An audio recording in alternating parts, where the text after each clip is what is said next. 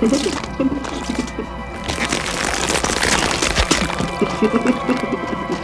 the Mouth of Madness was Hollywood's cursed child, born out of chaos, stitched together with insanity, and left to haunt cinema forever. Studio executives didn't even understand the script they were paying for. Directors abandoned ship. Budgets were gutted. On paper, this movie should have collapsed into oblivion. And yet, through chaos and sheer madness, John Carpenter forged a cosmic horror nightmare that refuses to die. Tonight, we're diving into 20 twisted, behind-the-scenes facts about Carpenter's strangest creation, each one darker, weirder, and more cursed than the last. And yes, we've saved a bonus fact for the very end. So, if you dare to step inside Hobbs End with us, make sure you stick around, hit that subscribe button, and ring the bell, because reality is about to shatter, and you won't want to miss what's coming next. Fact number 1. The studio literally couldn't understand what they were making. Picture this. You're a New Line Cinema executive in 1993, and someone hands you a script about cosmic horror and reality-bending fiction. According to producer Sandy King and actress Julie Carmen, the Lovecraftian elements were completely over people's heads at the studio. Executives kept demanding clarity and simplification because they genuinely didn't grasp what the movie was trying to do. They were funding a film about ancient gods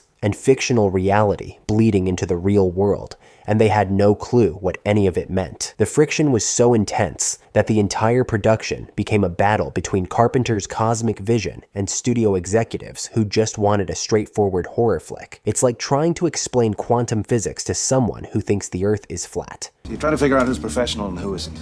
That's when it gets fun, when you run into a pro. You know, most of my salesmen couldn't sniff out a phony claim if their noses were nailed to it, but you, man, you never miss. Fact number 2. A ridiculous love canal location. Suggestion almost happened. When budget cuts forced the production to get creative with locations, someone at the studio made the most insane suggestion possible, shooting parts of the film at Love Canal, the infamous toxic waste site in New York. Yes, they literally suggested filming a horror movie at a location where actual environmental horror had occurred. The producers immediately shot down this idea, joking that they weren't about to trade fictional horror for literal poison. Instead, they opted to shoot in Toronto and surrounding Canadian towns, which was infinitely safer and less likely to give the cast radiation poisoning. Sometimes, reality is stranger than any Lovecraftian nightmare, and this nearly became proof of that. The fact that this was even considered shows just how desperate they were to save money. What was it? What? You're awake. Hey, wait. Just shake me, you asshole! What did I do? We're lost. Fact number 3. John Carpenter turned down his own movie twice. Here's something that'll blow your mind. The screenplay for In the Mouth of Madness was floating around Hollywood since the late 1980s, and New Line Cinema first offered it to John Carpenter in 1988. His response? Thanks, but no thanks. The script then bounced between other directors, like Tony Randall and Mary Lambert for years, like a cursed manuscript nobody wanted to touch. It wasn't until November 1992 that Carpenter finally rejoined the project, 4 years after initially rejecting it. What changed his mind? Probably the realization that if he didn't make this weird cosmic horror film, someone else might actually succeed in turning it into something completely different. Sometimes you have to walk away from your destiny before you can embrace it. Do you like my ending? Any suggestions?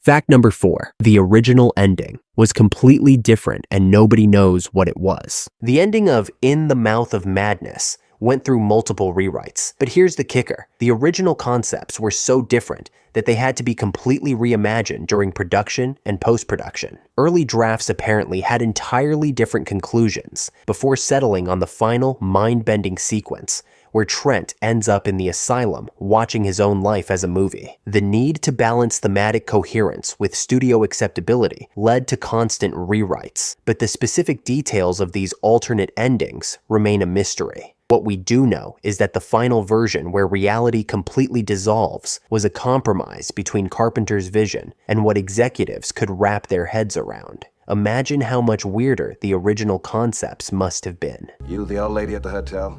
Really, really good. Been messing with the church. Something came leaking out, took the little ones first and passed it on to us. Can I buy you a beer? Don't let it get to you, just get out. Fact number 5. Budget cuts kept slashing away at Carpenter's cosmic vision. The original budget was announced at around $14 million, but New Line Cinema kept cutting it down like they were editing a Sutter Kane manuscript. Every slash meant Carpenter and producer Sandy King had to rework the script, finding ways to balance Lovecraftian cosmic horror with something the studio deemed marketable. This constant financial pressure meant that some of Carpenter's bigger visions for monstrous transformations and reality-warping sequences had to be simplified or abandoned entirely. The irony is palpable. They were making a movie about fiction becoming reality, while the financial reality kept destroying the fiction they wanted to create. It's like the old ones were working against the production from within the studio system itself. Odin, in the mouth of madness. Here's to deliver Trent. I'll be joining my new publishers now. You take the manuscript back to the world for me. That's what you do. Fact number 6. Sam Neill almost lost the lead role despite Carpenter's insistence. John Carpenter was absolutely convinced that Sam Neill was perfect for John Trent, but studio heads Bob Shaye and Michael DeLuca had serious doubts. Neill wasn't yet the movie star he would become, and executives were pushing for safer bets with bigger box office appeal. The tension was so thick you could cut it with a straight razor. Carpenter fighting for his artistic choice, while executives worried about financial returns. What saved Neill's casting? His upcoming role in Jurassic Park was generating buzz, which helped quiet the studio's concerns. It's fascinating to think that without Steven Spielberg's dinosaur movie, we might have gotten a completely different John Trent. Sometimes, Hollywood connections save the day in the weirdest ways possible. Did you think my agent attacked you by accident? He read about you. In there. He knew you'd bring it back and start the change. Make what's happened here happen everywhere. He tried to stop you. I'm not a piece of fiction.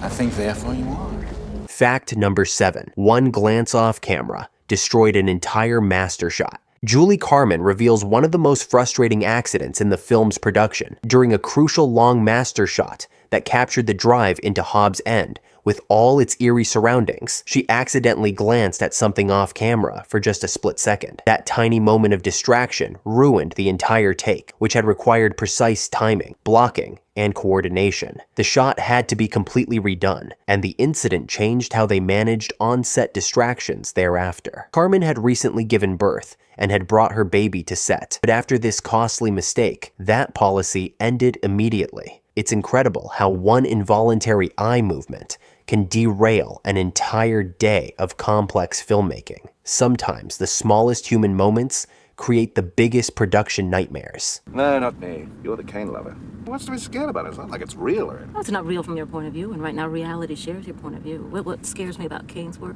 is what might happen if reality shared his point. Whoa, we're not talking about reality. Fact number 8. 2 weeks of rehearsals happened without the lead actor. For the portions of the movie involving Linda Stiles and Sutter Kane, there were 2 full weeks of rehearsals before Sam Neill even arrived on set. He was traveling from New Zealand, so Julie Carmen, Jürgen Prochnow, and Carpenter had to work around his absence. During this time, they watched movies like His Girl Friday to inspire Stiles' movements through the office and her long monologues about Kane. It's surreal to imagine rehearsing a cosmic horror film by studying screwball comedies, but that's exactly what happened. The cast was essentially building their performances around a missing central character, like trying to solve a puzzle with the most important piece still in transit. When Neill finally arrived, he had to integrate into dynamics that had already been established without him. You sure you want me to go? See, I'm not suggesting that you're lying. You're about to file a fraudulent claim, but forgive me if this sounds a little bit like bullshit. And if you're telling the truth, you really want your author back, you really want your book, then maybe it's in both our best interests if I go find it. Fact number 9. The physical effects were torture for the cast. Because Carpenter insisted on doing horror the old-fashioned way, with practical effects, prosthetics, and creature rigs, the cast endured genuinely uncomfortable shooting days. Actors in creature makeup or transformation scenes had to spend hours in elaborate rigs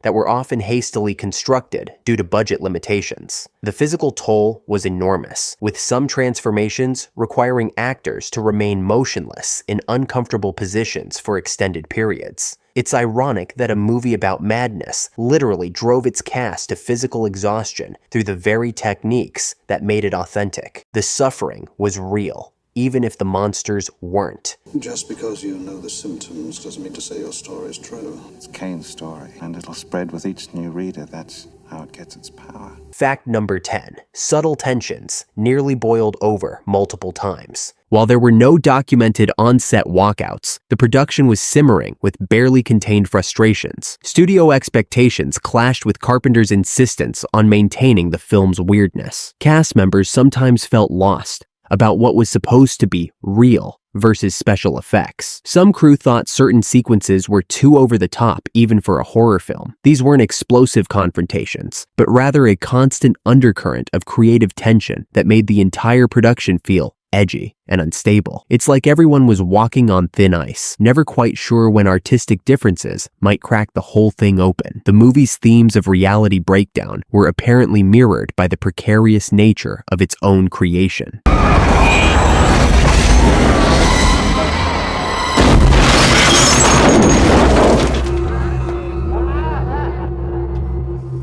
Fact number 11. The Wall of Monsters required 25 people to operate. One of the film's most nightmarish sequences features a massive wall of monsters that was built entirely with practical effects by the KNB group. This elaborate set piece was constructed with prosthetics, mounted on rollers, and required a crew of 25 people to operate properly. Despite constant budget cuts threatening to eliminate ambitious sequences, the designers fought to build this monstrous wall because they knew it would become iconic. The physical staging and lighting on this piece required incredible coordination, with operators working in perfect synchronization to create the illusion of writhing, living horror. Modern CGI might be easier, but it rarely achieves the visceral impact of 25 people manually bringing nightmares to life. Come with me.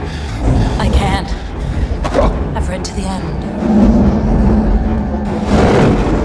Fact number 12. Metallica licensing failed, so they made their own metal. John Carpenter had a specific vision for the film's opening theme. He wanted a heavy rock feel inspired by bands like Metallica to complement the cosmic horror atmosphere. However, licensing issues prevented them from using any existing metal tracks, forcing them to get creative. Carpenter collaborated with composer Jim Lang and guest guitarist Dave Davies, yes, from the Kinks, to create their own guitar-inflected opening sequence. The result is a bizarre hybrid of ambient horror and rock music that perfectly captures the film's off-kilter tone. Sometimes creative obstacles force you to innovate in ways you never would have considered, and the film's music is infinitely more interesting because of these limitations.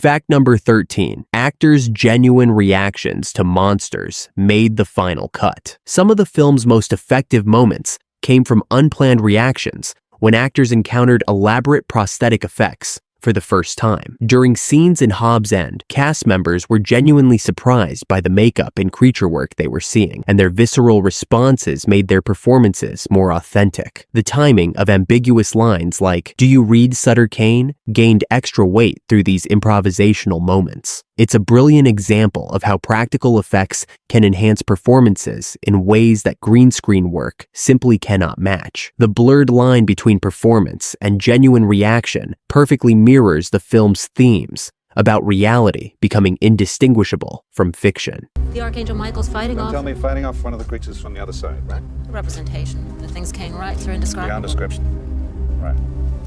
We're wasting our time. We ought to be asking about Kane. Fact number 14. ILM and KNB effects sometimes didn't match, creating editing nightmares. The film used both industrial light and magic for sweeping visual effects, and KNB for practical makeup and prosthetics, but these two approaches didn't always play well together. Sometimes the visual effects didn't match the actors' timing or reactions exactly, leading to last-minute edits and reshoots to make creature appearances coherent. Carpenter later admitted that with a bigger budget, he would have used more computer effects, but financial constraints forced them to rely heavily on rubber and practical materials. It's like trying to blend oil and water. Both elements worked brilliantly on their own, but combining them required constant adjustments and compromises that weren't always seamless. Styles. Styles? Fuck you! Fact number 15. One physical monster still exists today. While most of the film's elaborate creature effects were destroyed, dismantled, or lost over time, one significant piece survived. Meatball, the Cyclops, a large creature made entirely with practical makeup and prosthetics. This grotesque creation still exists in relatively intact condition, serving as a physical reminder of the film's commitment to hands-on horror. It's oddly poetic that fragments of Carpenter's cosmic nightmare continue to terrify children at local Halloween parties. The fact that only one major piece survived makes Meatball a genuine artifact from the chaos of production, like a museum piece from a war between reality and madness. Do you read Sutter Kane?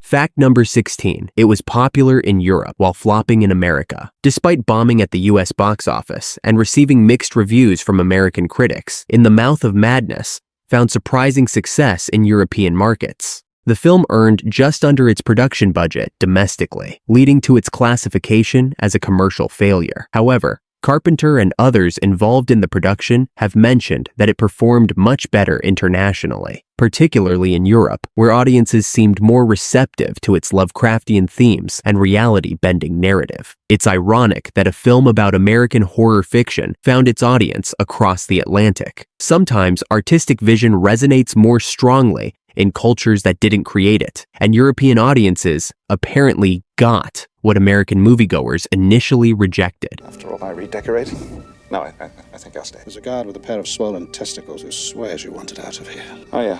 I changed my mind. Fact number 17. Fan theories about reality. Layers continue to multiply. The film's deliberately ambiguous ending has spawned countless fan theories about how many levels of reality fold into each other throughout the story. Viewers continue to debate whether John Trent ever existed outside of Sutter Kane's fictional universe, how the novel relates to the film adaptation within the film, and what's real versus imaginary in the asylum sequences. Some theories suggest the entire movie exists within Kane's written work, while others propose multiple nested realities. The fact that audiences are still analyzing and debating the film's structure decades later demonstrates its lasting impact on viewers' minds. Some movies answer all their questions. This one keeps generating new mysteries.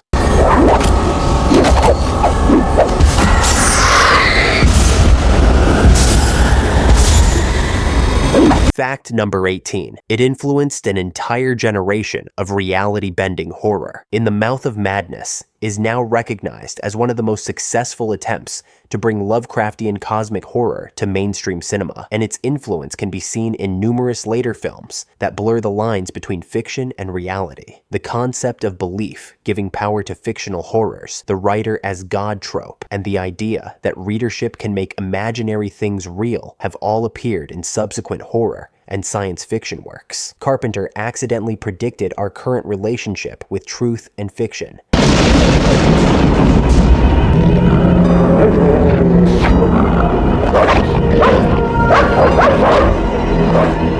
Fact number 19. The cast and crew have mixed feelings about its legacy. In recent interviews and oral histories, John Carpenter, Julie Carmen, and other key figures express complicated emotions about the film's legacy. They're proud of the atmosphere they created and the philosophical ideas they explored, but frustrated that critics initially dismissed it as confusing and that marketing positioned it as standard horror rather than philosophical weird fiction. Sandy King Carpenter has specifically mentioned that the film's more complex elements went over people's heads at the time of release. The satisfaction of cult classic status is tempered by the knowledge that they could have reached a broader audience with better understanding and marketing support.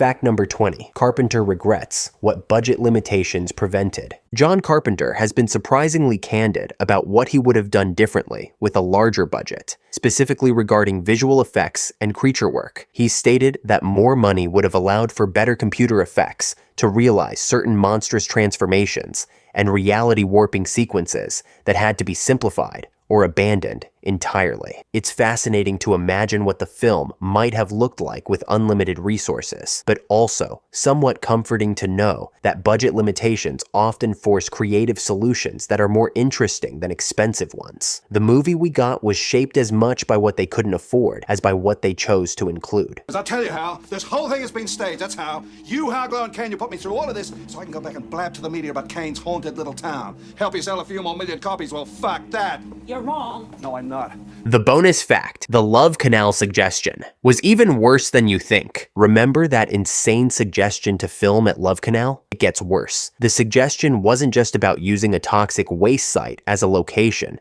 Some studio executive actually thought the environmental contamination would add authentic atmosphere to the horror sequences. They genuinely believed that filming at a site of real ecological disaster would enhance the fictional cosmic horror, completely missing the irony that they were suggesting literal poison to improve imaginary terror. It's the perfect metaphor for the entire production. Studio executives making suggestions so disconnected from reality that they could have been written by Sutter Kane himself. So there you have it. In the Mouth of Madness started as a disaster that nobody understood, survived through pure creative stubbornness, and somehow became a cult classic that's more relevant today than ever. The real horror wasn't the cosmic monsters or reality-bending madness. It was trying to make an intelligent film in a system designed to crush intelligence. If you're fascinated by the weird, wonderful chaos of filmmaking and want more behind-the-scenes secrets that prove truth is stranger than fiction, hit that subscribe button. We're just getting started,